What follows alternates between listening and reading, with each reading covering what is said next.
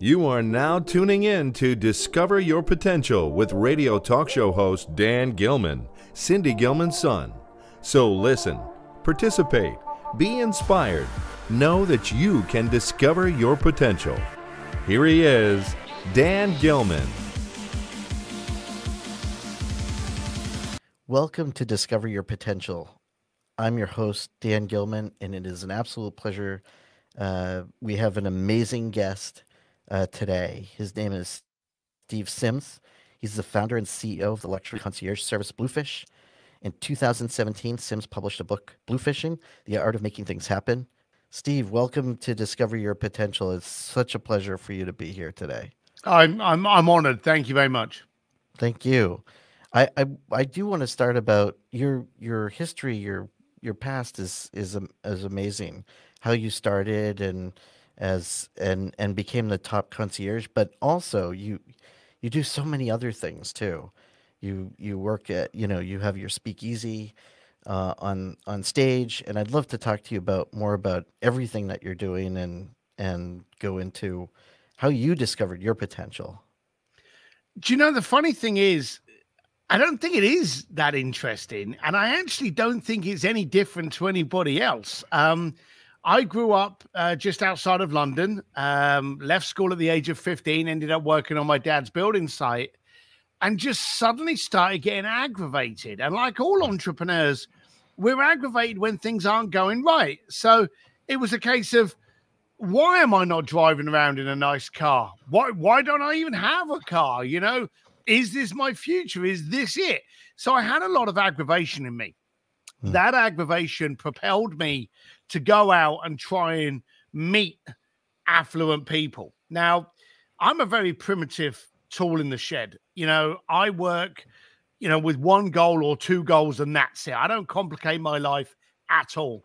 And as a young lad with no money, I thought the answer was to talk to people with money. So I literally went out and would go up to people that were rich. And there's a key word why I keep calling them rich. I would go up to rich people and I'd go, hey, how come you're rich and I'm not? Now, as you can appreciate, a young, obnoxious, hot-headed British biker like me coming up to you in a pub and asking you that question, that would cause you a bit of a concern. Right. And so it didn't do well. And also at the time, I realized that I equated rich with money. I equated success, wealth with money. Everything was, when you're 18 years old, you want $1 million. Right. You don't want a comfortable life. You don't want secure relationships. You don't want credibility. You haven't recognized any of those things. You just want $1 million and a fancy car. And so I went out to try and find it. I bounced around so many jobs, and eventually a friend of mine that I knew from school, who was a stockbroker in London, got me an interview for a trainee stockbroker position. Bearing in mind, I was working on the building site and still looking bald and ugly like this. But the interview was in like this massive, great room with, 200 other people. And I will say I may have been a little bit loose with the truth on my resume. But I got the job. And I got the job with 60 other trainees. What they hadn't told us was that the job was in Hong Kong. So they literally transferred me from London to Hong Kong. I landed on the Saturday. I got drunk on the Saturday, got drunk on the Sunday, did orientation on the Monday, and I was fired on the Tuesday. Oh, wow. They realized that I had slipped through the cracks. And again, entrepreneurs, we go, okay, that closed. What's going to open? That doesn't work. What will work? We always look at the opportunity. The classic Sean Stevenson, let's see how I can make this be done for me, not to me. And I had that mentality. So I remember working on the door with two other meatheads. And these meatheads just wanted to avoid a fight and to go home. Me, I wanted to see how I could use that nightclub to brush up on my skills of psychology, human interaction, building up my communication skills. You often talk about politicians being great communicators. Have you ever gone into a bar and watched a bartender? These people are masters Yes. at how they communicate with different bouquets of people. You know, you'll see a different culture. They'll recognize it straight away. This person wants to be pandered with. This person can take a joke. This person I can flirt with. That person's with their wife. I shouldn't flirt with that. They know all of this in a millisecond. Yeah. Bartenders are phenomenal at that. So I was watching them, and then I was watching the people, and I was growing. And then I started watching how affluent people were. Not those that pretended to be affluent, but truly affluent, and the comfort they had in their affluence. And I started just trying to communicate with him. And I went back to this word, how come you're rich and I'm not? I suddenly knew where all the nightclubs were. And I was a pretty good doorman because I never got into a lot of fights. I knew how to control the door to remove the problems inside. And that's an important lesson I teach today in my coaching. Protect your front door. If you protect your front door, you alleviate 99% of the problems once they're inside. So I don't care if I'm taking on a new coaching client. I don't care if I'm doing an event. I don't care if I'm doing a podcast. I protect it like it was the front door of a nightclub. You know, do I want this person mingling with my crowd inside? Brilliant. So I started doing that, started telling people where good nightclubs were. I went from good nightclubs to taking over private parties to ending up working with Elton John for 8 years. Wow, that's incredible. I worked with some of the biggest events in the planet by strictly sticking to that process of protect my front door and let only the right people in. And while I was getting paid for that, and it then developed into the world's leading concierge firm, it was a Trojan horse. I only actually ever did it because I wanted to have a conversation with affluent people. And my first question was, how come you're rich and I'm not? Terrible question. Then I would tweak it to, how come you're wealthy and I'm not? It's a bit better, but I would get things like, well, I found my wife and I had kids and I started adopting donkeys and I joined the church, and none of those answers could help me. I'm not going to marry your wife and I'm not going to join your church. So that didn't help me. Yeah. And then my final tweak was, how come you're successful and I'm not? And people would tell me how they viewed opportunity, how they handled relationship. And I was starting to get that one-on-one education from some of the greatest minds in the world by helping them meet Elton John or Elon Musk, or playing drums with Guns N' Roses, or, you know, visiting the Vatican at midnight. I would be doing all of these amazing experiences to get their attention to ask the questions that would make me successful. And that's how I grew. So let me get this. You played percussion with Guns N' Roses? Yeah. Wow. Badly. I'm terrible. Now, this was done for my client, but Matt Sorum, the drummer of Guns N' Roses, oh yeah, he's actually probably changed his attitude now. But he said to me at the time, he went, Steve, anyone can play music.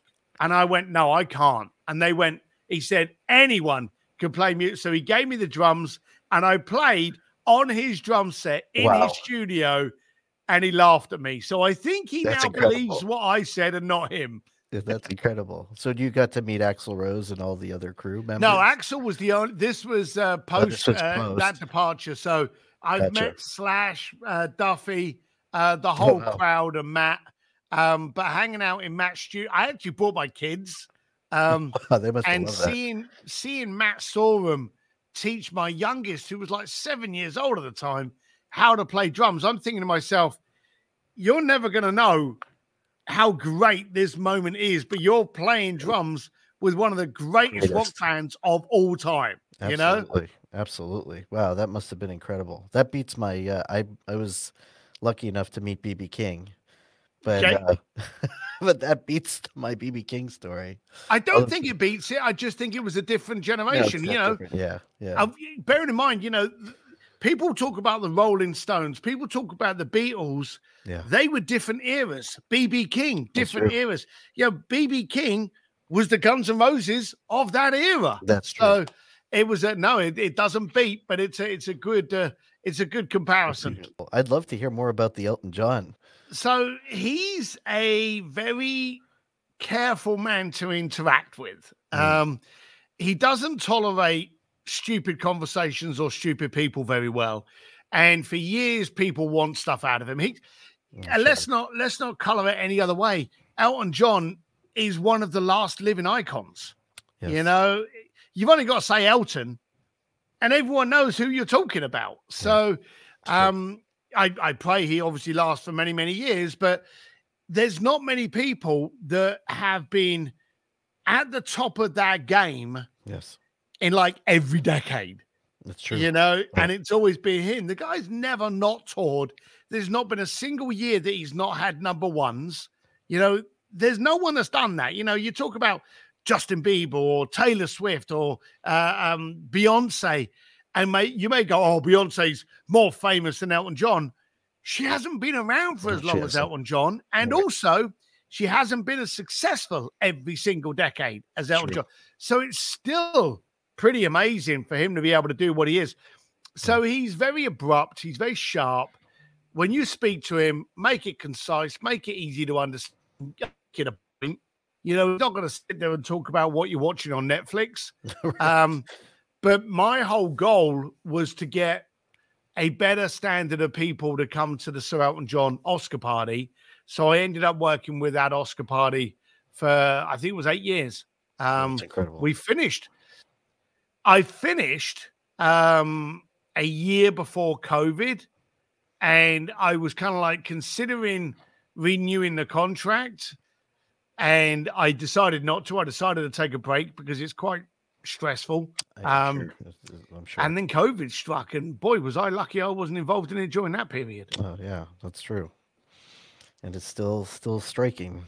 You know, the whole Oscars, whereas they usually at the end of February, what are they, like March or April this year? Yeah. You know, so a lot of, and Elton's not even at his Oscar party this year. He's doing a concert because he's got to catch up on all of his concert dates. I know. There's a lot of musicians that are trying to catch up now. Yeah, it's a weird old time. It is. It's definitely interesting. That's for sure. I will tell you funny because you obviously have a passion for music.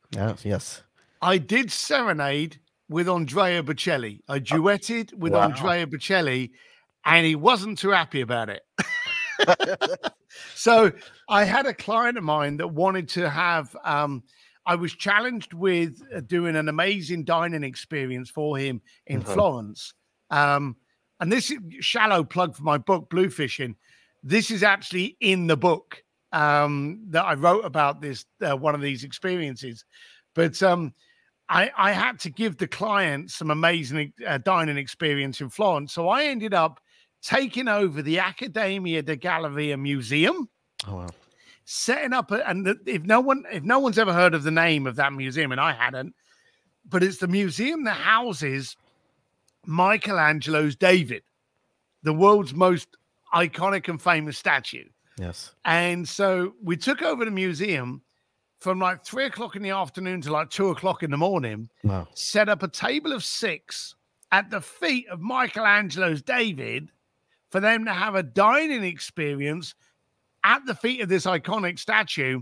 We had a string quartet, and then I had arranged that during their pasta, I would have a local entertainer serenade them. I had not disclosed to them that it was Andrea Bocelli that was going to do it. Wow, that's incredible. Now, Andrea turned up, the clients were turning up at 9. Andrea turned up at like 7:30 in the evening just to check where the best place for him to sing was that never had reverb, because if you haven't worked it out yet, David is the biggest piece of marble you've ever seen in your life, and there's loads of other pieces of marble around it, and it's a marble floor, and it's a tile ceiling. It's the worst place for acoustics you could possibly think of. It's like singing in a toilet, you know? Right. So Andrea was moving around trying to find the best place with a little reverb. Yeah. And he was stood there, and he was like, all of a sudden he goes, la, la, la, la, la, la, and just started warming up his tonsils. Yeah. And I was stood right next to him, and I thought, when am I ever going to get the chance to do this again? So he started, and I went, la, la, la, la, la, and I started doing it. And he turns to his wife, and he spoke to her in Italian. His English is okay, but Veronica's is fantastic. So he speaks to Veronica and asks, basically, what is he doing? You know? So Veronica leans over and she said, Steve, what are you doing? And I said, look, when do you think the next chance would appear that I get the chance to do a duet with Andrea Bocelli? Yes. And so she smiled, told Andrea this in Italian. He looked at me and laughed, went, stop. Oh, wow. So my duet lasted like 60 seconds, but I can say I duetted with Andrea Bocelli at the feet of Michelangelo's David. What a wonderful story, though. That's definitely memorable. I'm sure you have lots of great stories. There's a couple. Yes. I know we talked about discovering your potential. And a lot of people who watch the show and listen to the show haven't discovered their potential yet, or are still looking for their potential. What kind of advice would you give to them, or even are you working with coaching with people now? I'm assuming you're very selective as to who you coach with. Well, I am very selective, but I am, yes. You see, I ran that concierge firm that was very much a Trojan horse to get me smarter. I ended up doing a lot of marketing and branding from the New York Fashion Week, Kentucky Derby to Formula One. So we ended up launching Sims.media, which is a whole marketing and media and branding company. But when the book came out, nice. Whoa, this was my shock. This was a real kick in the chest to me, because I got asked to do the book. And anyone out there that's trying to write a book, I know you're going to hate me. I was at a cocktail party. I was telling someone a story and they went, you should write a book. And they just happened to be part of Simon & Schuster. So I was in the right place at the right time. I didn't know anything about writing a book. I got good friends. I got Jay Abraham and a whole bunch of other great authors as friends. But when I got the contract, I was like, oh, what's this? I've never written a book. When I wrote the book, I thought everyone was already doing this. I thought these are the simple, basic, stupidly ridiculous things that I do to get A to B, B to C, C to D. And I work like that. I work systematized all the way through. Yeah. I was stunned when I realized that people didn't do that. So that's when I got, hey, can you train this? Can you coach here? Can you speak here? So for the last 4 or 5 years, I've literally been traveling the world speaking on some of the biggest stages. I've actually lectured at Harvard twice. Wow. Now, when you consider that I was kicked out of school at the age of 15, lecturing on, in Harvard, I've spoken at Stanford and the Pentagon. So I'm going to go with that's not too shabby. So I do coach a lot on this now, and there's a lot of misconceptions. There's a lot of people out there that are going, oh, I need to find my unicorn. I need to find what I'm passionate about. And people a lot of the time have actually linked passion with me. Here's the daft thing. You've got to be careful with working at what you're passionate about versus your true potential / unicorn. Okay? I'm passionate about fine whiskey and riding motorcycles, but you don't want to do those two things together. Right. That's ridiculous. So I do what my potential is to allow me to do what I'm passionate about. They don't always have to be the same thing. And I'm going to steal this from Joe Polish. He talks about ELF businesses, easy, lucrative, and fun. If you want to discover what your potential is, what are you good at that takes you little effort? Now, this could be painting. If you've ever seen an artist paint, they're so relaxed when they do it. And you go, how the hell can you do that? It's your unicorn. So you've got to ask yourself, and you can do this. And this is going to sound ridiculous, but I suggest doing it when you've had a glass of wine or a whiskey. Okay? Get your ambitions going. Just a piece of paper and go, hey, what do I do that I'm quite relaxed, but pretty good at? Teaching kids soccer, drawing, Excel spreadsheets, filling in your tax filings. Just put down stuff down there that is little effort to you, but scares the bejeebers out of somebody else. That's great. Because what your potential is, and this is what all entrepreneurs do, we find an answer to a solution, 9 times out of 10 that aggravates us, and then we find other people with the same problem and invoice them to provide them the solution. That's as raw and as primitive as entrepreneurism 101. You've got to find what you can do that's easy, lucrative, and fun, or at minimum stress-free. So what you're passionate about and what your unicorn is can be 2 things. I will tell you quite openly that near the back end of my concierge days, I was getting very tired. I was getting very put out by the same, I want to meet this famous person. I want to get a picture with this. I want to go back.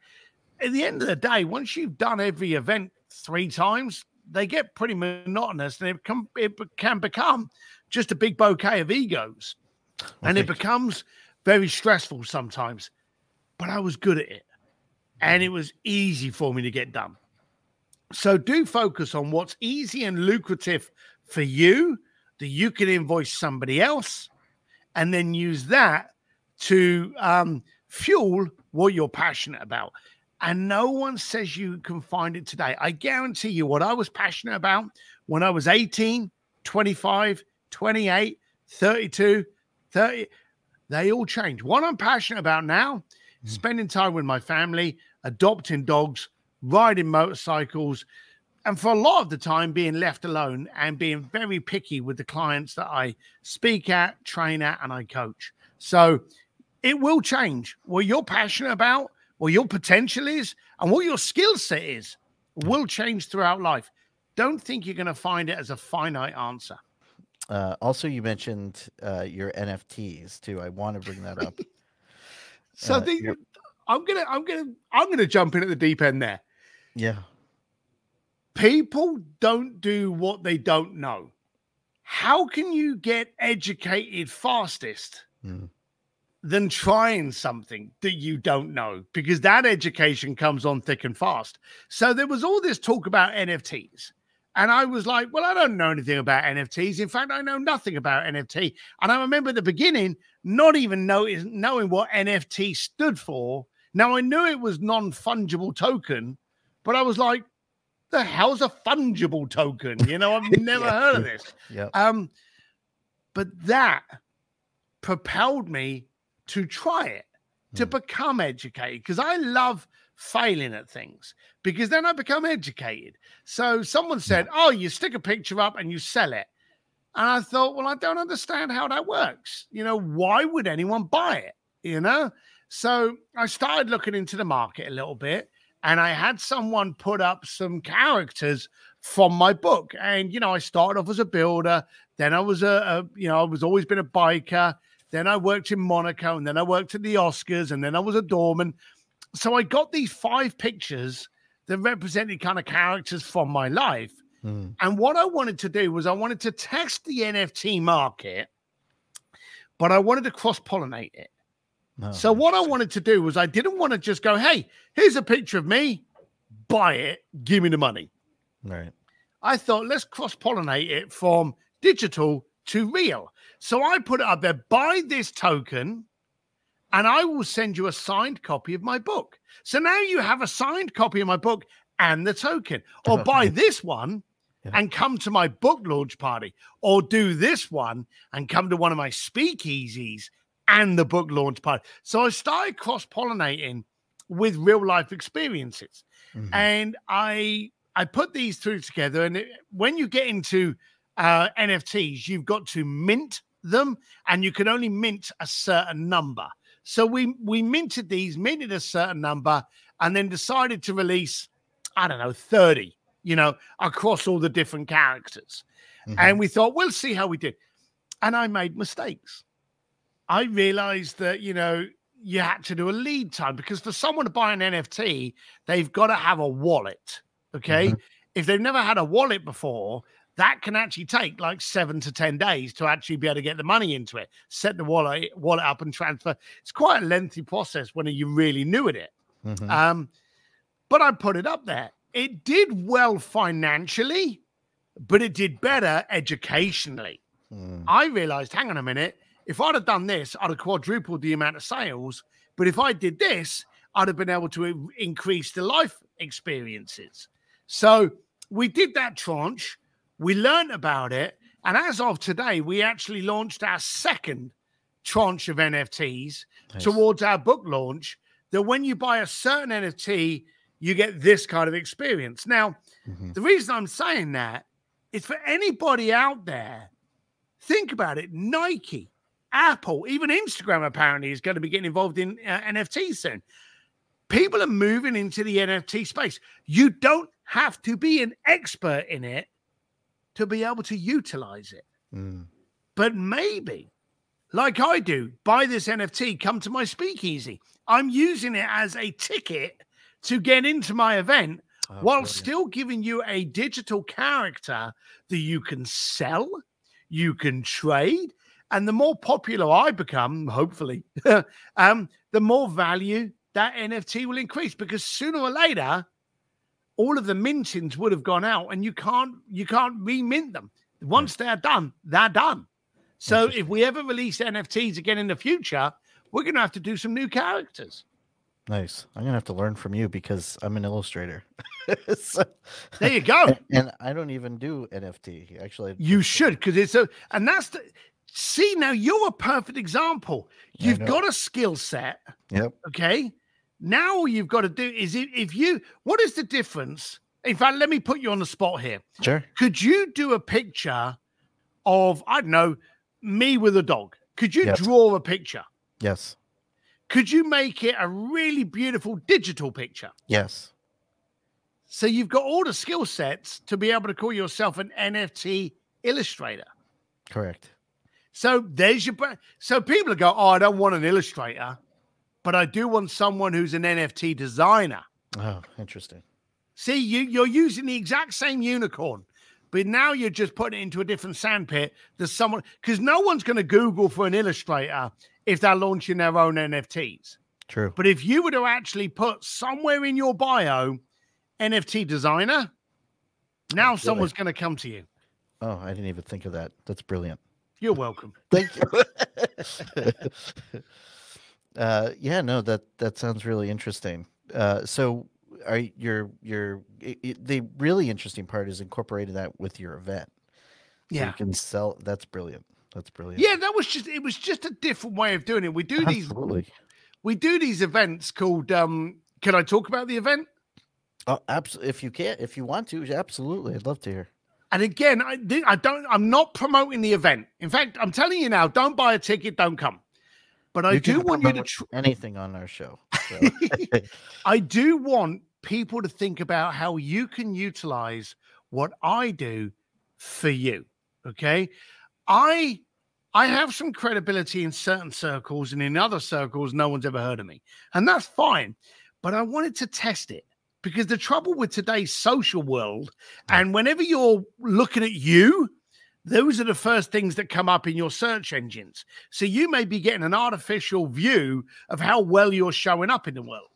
So I thought to myself, how's the easiest way to check my notoriety, but more importantly, my credibility? Yeah. So I put an event together, and here was the dumb thing. I didn't even have a title. I didn't know what it was going to be called. So I just went, hey, I'm going to be, and this was the first time I did it. It was like 3.5 years ago. I went, hey, I'm going to be in San Diego. I'm going to be there for 2 days. And it was like the 21st and 22nd of July. Come spend 2 days with me and my friends, $2,000. And there was a PayPal link. And that was the entirety of the information. I didn't tell you anything else. Oh. And the daft thing is, we didn't even have a name for it. Oh. You know, I had completely forgot that bit. Talking about, I own a media company, and I paid no attention to anything I know. I literally just did that.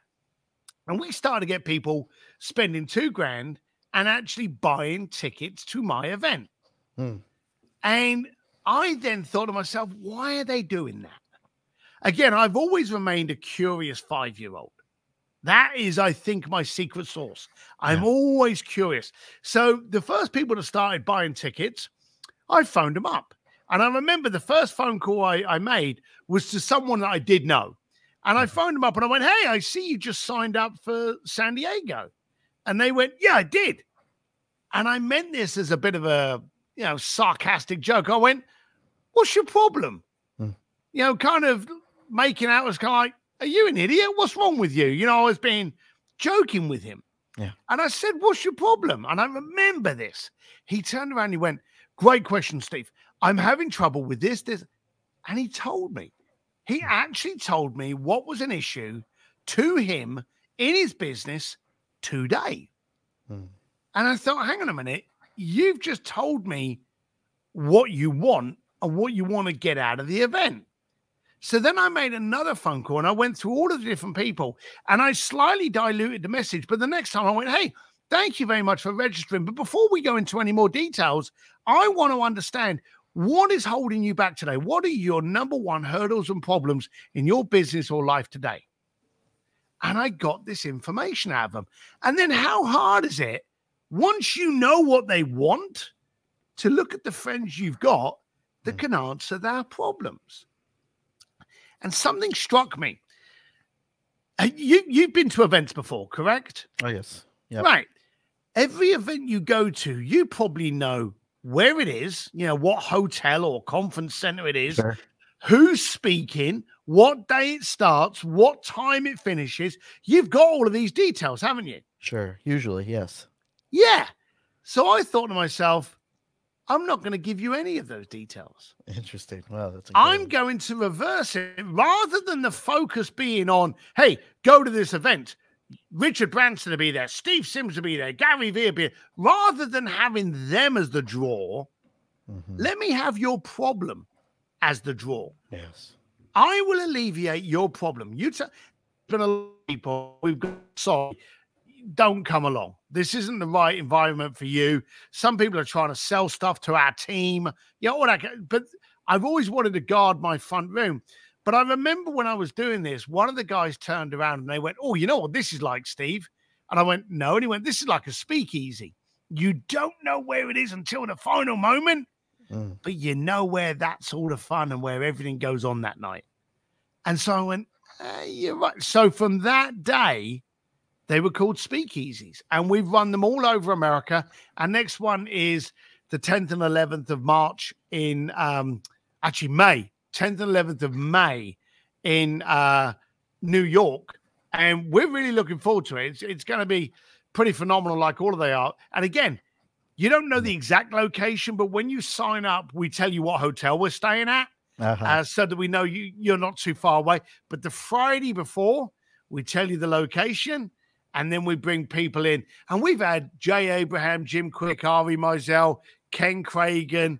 We've had gang members. We've had head of the Navy SEALs in there. We've had politicians. We rock stars. We always try to bring people in that will kind of like amaze you that you never would believe you would ever be in that room with someone. Yeah.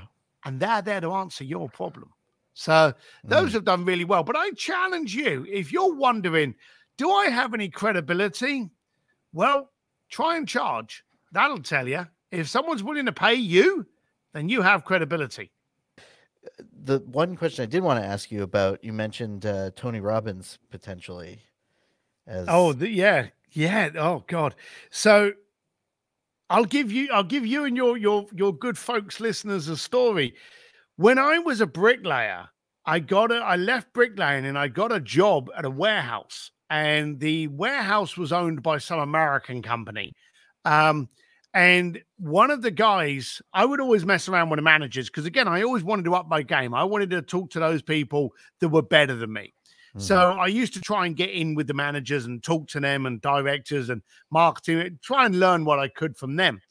And I got, good friendly with one of the department heads. And he said to me, what are you doing tomorrow? I was like, coming to work. And he's like, well, the office has bought a bunch of tickets to this event in London. And one of them can't make it. Do you want to come? And I thought two things. I thought, one, I don't have to go to work. And 2, I get to hang out with the managers for the day. So absolutely, I'm there. I didn't know anything about it. So I went home and said to my wife, oh, I'm off with the boys today. I'll be able to like learn a bit more from them because I'm just going to be with them. And they took me to an event in Wembley. There was Tony Robbins, Awaken the Giant Within, and Unleash the Giant. What was it? Awaken the Giant and Unleash the Power or something. I can't remember.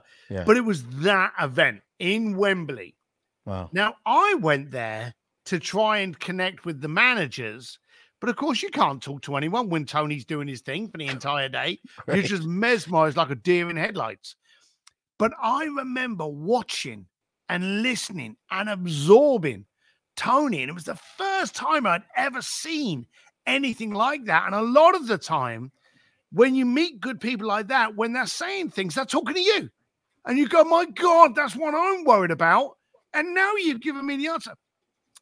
He dramatically changed my life. And I went back, and I remember I went back to my wife. I woke her up, and it was like 11 o'clock at night.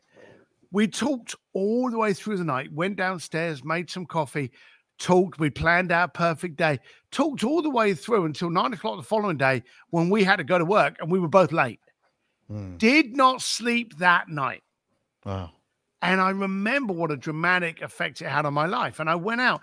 And then as my book came out, and as I started speaking on a lot more stages, and I'm in Puerto Rico at the end of April with Gary Vee. I'm in Austin, Texas in September with Richard Branson, a guy I've worked with many times. And then out of the blue, about a month ago, I get contacted by Tony Robbins people. And they're like, hey, we want you to speak at our event. And they wanted me to speak at an event in Palm Beach in April, but it was my boy's birthday. Oh. And I was like, I so badly want to go. And even on YouTube, I've even done a video on there, what Tony Robbins means to me and the chance of being on his stage. Sure. But I had to go to him and I went, look, as valuable as I think you are and what you've done in my life, I can't replace you with my son. I just can't do it. I pray you reconsider. So they came back to me and they went, we fully understand and respect that. We're going to find another date. So they're actually looking at dates at the moment to have me on one of the stage. So as I openly say, I would have gone from crowd to stage for Tony Robbins. That is one hell of a coming of age full circle moment for me. Yeah. And I'm very excited. Yeah, it sounds incredible. Actually, very, really incredible. Yep. Well, Steve, thank you so much. It's been an honor and a pleasure for you to join us here and just listen to your incredible stories. And I'd love to have you again and be connected. There you go. So thank you. We'll do a sequel. Hey, with Star Wars in it. We'll do a sequel. I want to hear all about the Tony Robbins event.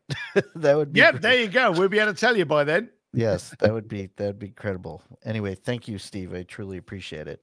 Thanks for having me. This is Cindy Gilman, and you're listening to Discover Your Potential. So until next time, do something nice for yourself, but do something nice for someone else.